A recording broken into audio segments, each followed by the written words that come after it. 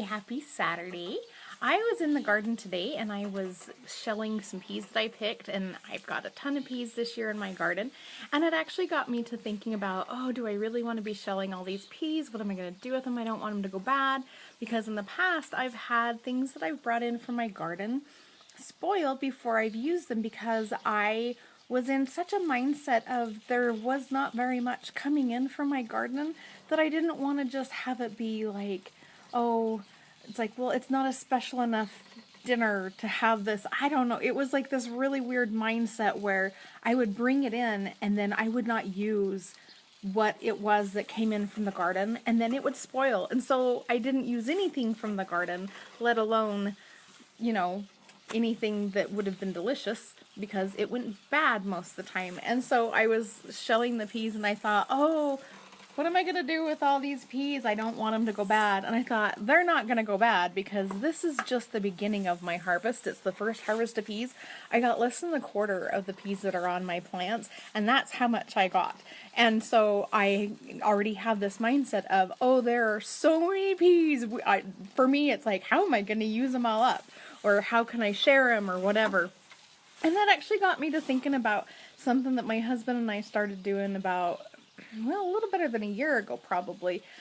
We recognized that we were kind of in this scarcity mindset of not enough, or there's not much. And so then, like, really holding back. And so we started doing this exercise where we would practice seeing abundance around us. And it was kind of funny, because at first it started out with like silly little things, but then it grew into this reality of constantly seeing this abundance around us. And so we have, we have these aspens in our backyard. And we hadn't mowed for a little while. And if you know about aspens, they will just like start coming up everywhere.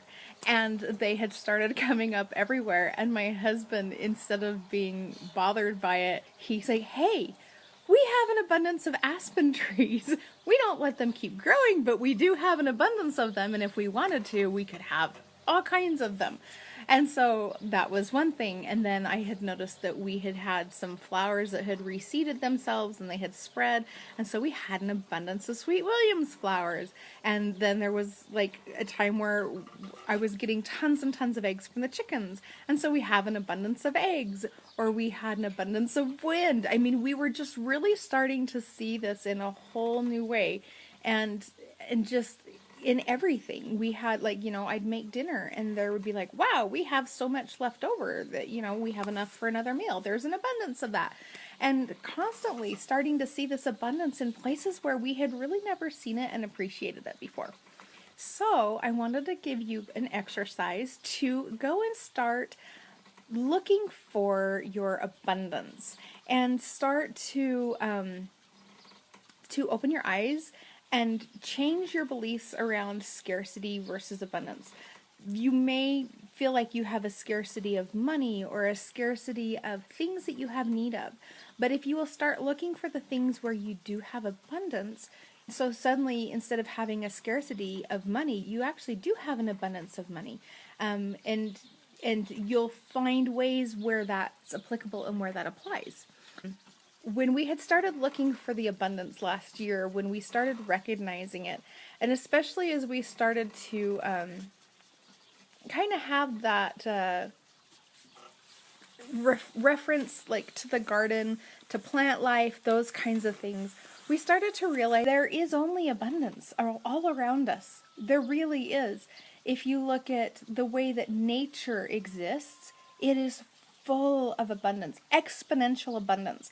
And so I give the example of, like, in the garden, you have a plant, and if you consider a tomato plant and the number of seeds in a single tomato, and all of the tomato plants that one tomato would grow, and all of the tomatoes that those would provide, and all the more plants, and this, can you see this exponential? It was that way with the apples, it's that way with all of the trees, it's that way with the flowers, with the grass, with all of nature. It's like you can look and see how exponentially things are abundant. God is abundance. That's all He has given us, is abundance. And so if we are not experiencing and receiving and enjoying of this abundance, that doesn't have anything to do with God or the universe or whatever your higher power is. That has to do with us, because He gives it freely to everyone. It is available freely everywhere for everyone. And, you could say, oh, well, there's places where people are starving. If you understand those places, it's not because the people don't have access to it because of their stuff. That has to do with governments and wickedness that is keeping it from them, not because it's not available. I mean, okay, well, you have deserts and stuff. There's an abundance of sand. You can always find abundance, and it's a mindset.